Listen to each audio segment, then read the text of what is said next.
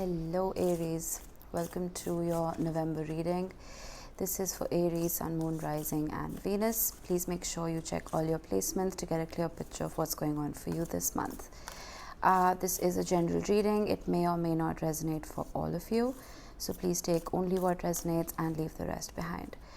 Now I will be pulling out a couple of archetypes and oracles to start with, as I always do.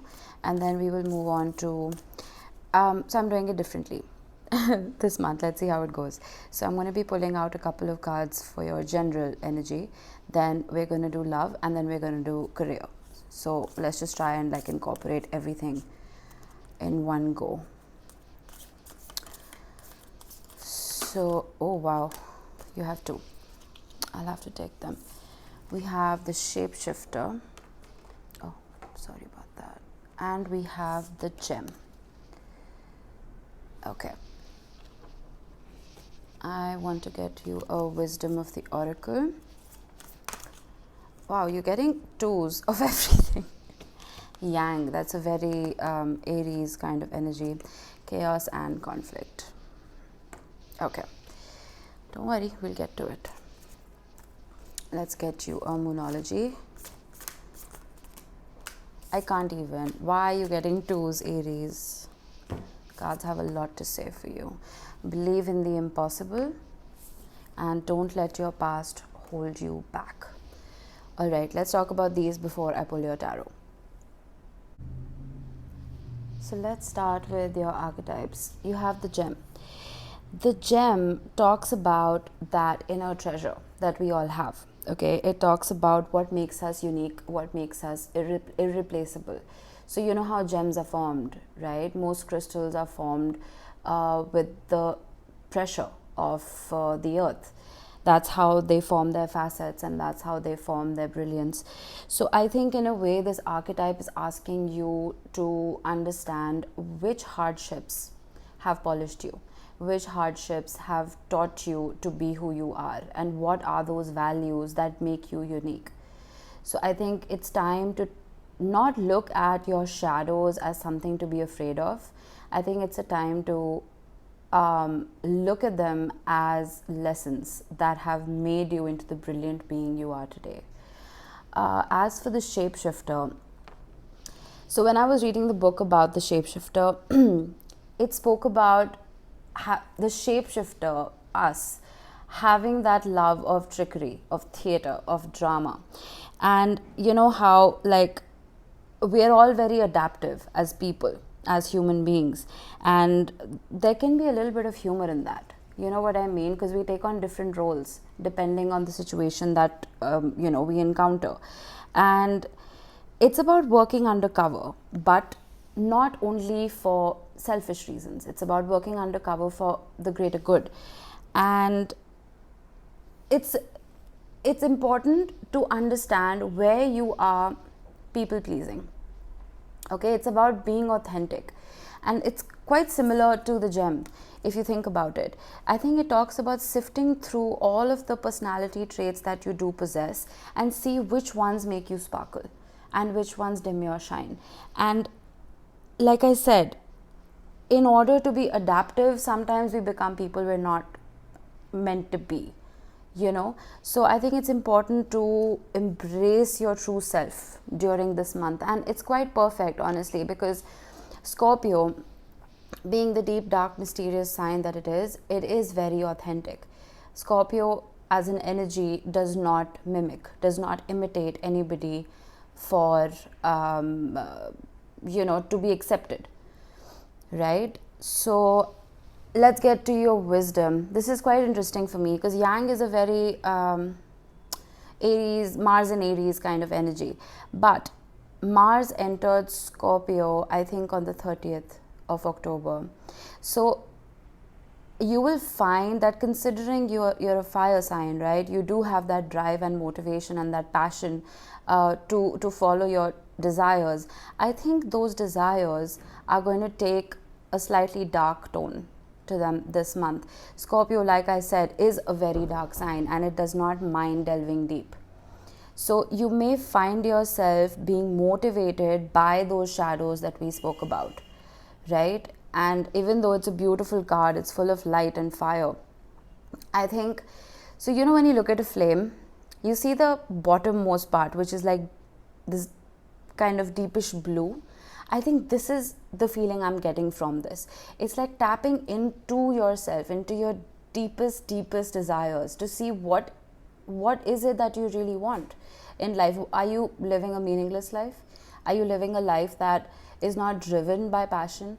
Are you living just day to day? What is your purpose? What is your mission? I think these are the questions you are going to be asking yourself this month. And when it comes to chaos and conflict, again, it's a very Aries-like card. I'm not calling you out, your Aries. I'm an Aries rising, so I get it. A part of us does like the drama. A part of us does like to debate and challenge not only ourselves but the people around us as well. But with the chaos and conflict, I feel like what your oracle is telling you here is to choose your battles wisely. Because like I said, Mars has moved into Scorpio. Okay, so those battles and those debates and those arguments can very easily tip into being extremely dark, right? They won't be frivolous and childish anymore. It's not about proving a point anymore. It's about only having those conversations that are meaningful enough to actually make that transformative change in your life or the life of the person you're communicating with, right? So don't just fight for the heck of it just to prove a point. Does it have a meaning behind it? Is it going to help anybody? Is it going to benefit anybody? Only then go ahead and have those conversations. Monology. Believe in the impossible and don't let your past hold you back. Very clear messages here. We will see how they relate to your tarot spread. Now, I'm using a new deck today. Yay. I got the Hermetic Tarot. I've been wanting this for so long, and I thought it would go beautifully with the whole spooky theme that I'm following in honor of Samain and Scorpio season. So they're very, very deep cards, and honestly, I might not even need to clarify them because it has these astrological kind of symbols and everything. And if I really look at the cards, like I just got this today, so I haven't had time to study it. But I will only clarify a card if I really, really need to. Okay. So let's get you 3 cards for your general energy that you could expect to deal with. All right. Some of you are dealing with some kind of loss here. And a lot of pain, Aries. But not all hope is lost. We have the Queen of Wands. Let me get all your cards out. Let's get some cards for career. Ooh. The Last Judgment. Some of you could be in law.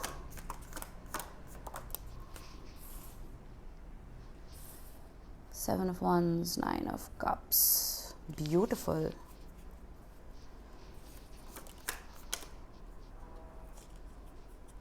Six of Cups. Now these are your love cards. 10 of Wands. And the 3 of Cups. Beautiful. All right. Let me just satisfy my OCD. Okay. So, 10 of Swords, 5 of Cups, Queen of Wands. This is your general energy. The 10 of Swords, all 10s are endings. Okay, actually all 9s are endings. 10s are endings and new beginnings all in one. So the 10 of Swords here, it's going to take me a minute. Sorry about that. The 10 of Swords, Gemini. We have Gemini energy here and we have the Sun. So that's the Sun in Gemini. It talks about being in an energy of, I have dealt with enough, I give up, you win. It's that kind of energy. Okay, I don't know why I put that there. It's an energy of not wanting to deal with the pain any longer and just kind of trying to make yourself a happier person despite the pain you went through.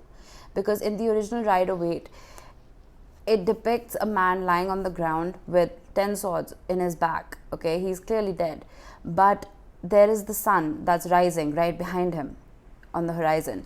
So it marks the beginning of a new life and a new day. So I feel like because Scorpio is such a transformative energy, there will be a lot of endings here. You have the Ten of Wands as well. So, and by endings, I don't mean endings and that's it. I mean new beginnings as well.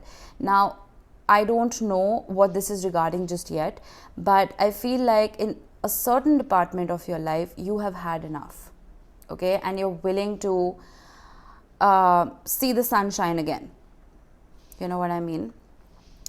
With the Five of Cups, there is loss here. There is that grief of having lost something. Now, this could be your career. It could be maybe deteriorating health. It could be a relationship. I'm not sure. But I think with the Queen of Wands, you haven't lost yourself. As in, you won't lose yourself. Okay? Because even though the Scorpio energy is about transformation, it sifts out all the gunk. Okay? All the horrible, bad stuff. All the shadows. And you emerge like a phoenix. And the Queen of Wands is that energy. It's that energy of having been through so much but still standing strong. Still having the power to face your fears and follow your passions at the same time.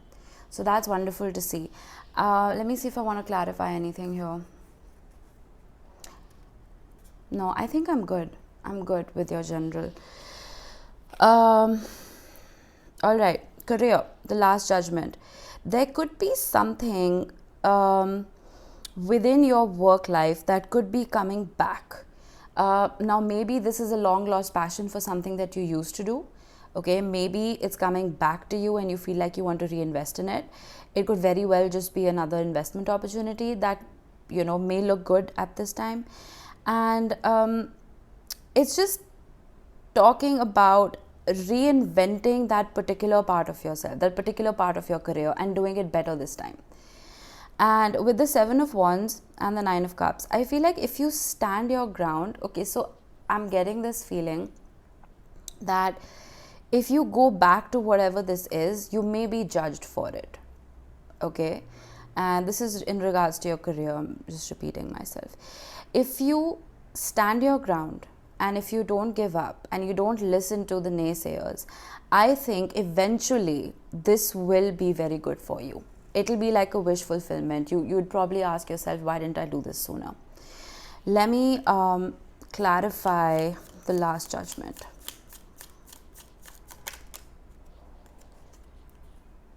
Two of Pentacles. Yeah, you're going to be confused about your current path and the one in the past, the Emperor. I think this is going to just be about what brings you a sense of control, what brings you a sense of success. If you feel like this is something that can make you more stable in life, by all means, I feel like you should go with it. Let's clarify the Seven of Wands, the Five of Cups. Yeah, you will be upset about people not supporting you in this. It's a very specific reading for somebody. Knight of Swords. Yeah, I feel like you need to just follow your gut. You need to kind of, I'm not saying take any risks here. You know, of course, you need to listen to the advice of the people who care about you. But listen to your gut. And without taking any risks, maybe take calculated risks, okay, if that makes sense. And follow this path. I think it will be really, really good for you because the Nine of Cups, I don't need to clarify this. It says the Lord of Material Happiness. So there you go. Yeah. All right. When it comes to love, we have the Six of Cups, Ten of Wands, Three of Cups. I want to clarify the Ten of Wands. The Three of Swords. Yeah. I also want to clarify the Three of Cups, please. Nine of Cups. Beautiful. Let's get another one. You have two Nine of Cups. November is looking good for you, Aries. The Ten of Cups. Oh, wow. Okay. Aries, what I'm getting is, with the Six of Cups, there is something in the past that's been holding you back. The good memories of somebody, they keep haunting you. Okay, so we have Scorpio and we have the Sun. So that's the Sun in Scorpio. which is, well, now actually, November. Anyway, so I feel like you are kind of fantasizing a relationship that was, and you're not looking at what actually probably brought it to its knees, because I don't think you're like with this person, because with the 10 of wands and the 3 of swords, I feel like even though you're not in this energy yet, you will be around some time in November. You will realize that this pain, I think that's what this was about. Your 10 of swords and the 5 of cups, the pain and the heartbreak, it was related to your love life. And because, I mean, your career life is looking good so far. Whatever this was, I think you will come to the realization that it wasn't for you. I think you've been carrying on a certain kind of hope all this while, and I feel like November is going to be the time when you finally realize that it's time to move on, because that kind of pain, you have like 4 cards of immense pain here, Aries, and that's not easy to deal with. And I feel like you lost a part of yourself through this process. But what is so beautiful to see is once this chapter ends for you energetically, because I feel like it has ended in the 3D, but in the 5D, in your energy, once you cut that cord, there is so much abundance within a new connection for you. The 3 of cups, the 9 of cups, and the 10 of cups, that is not a joke. I'm going to get another one. The Knight of Cups, oh my lord, okay. Aries, someone's coming your way, and someone wonderful is coming your way. Could be a water sign, Cancer, Pisces, Scorpio, but I feel like this person is going to be exactly what you've been wishing for. Now I get it. Don't let your past hold you back, right? That's what's been happening. You haven't been seeing an improvement within your connection, within your love life, because you're still holding on to a previous connection, and that's not leaving any space for anyone new to walk in. And I can hear a few of you saying, well, that's not going to happen. Believe in the impossible. You remember your moonology. So even though it seems highly unlikely that someone you may actually like will come your way, I think you need to believe in the impossible now. Because having so many cups, 3, 9, 10, Knight, and they're the best cup cards in the tarot. Wow, that's a huge turnaround. I feel like you need to accept whatever this ending was, Aries, and look forward to the future, because it's looking beautiful for you. Okay? Lovely reading. Beautiful, beautiful reading. Your Yang, Wisdom of the Oracle, it makes more sense now. I think it's asking you to do that shadow work. It's asking you to let go of this pain. And that's going to be one of the hardest things you have to do. But with that pressure is when you're going to find that diamond, whether it's within yourself or outside. Beautiful energy. I love it. Have a lovely November, Aries. I will see you soon.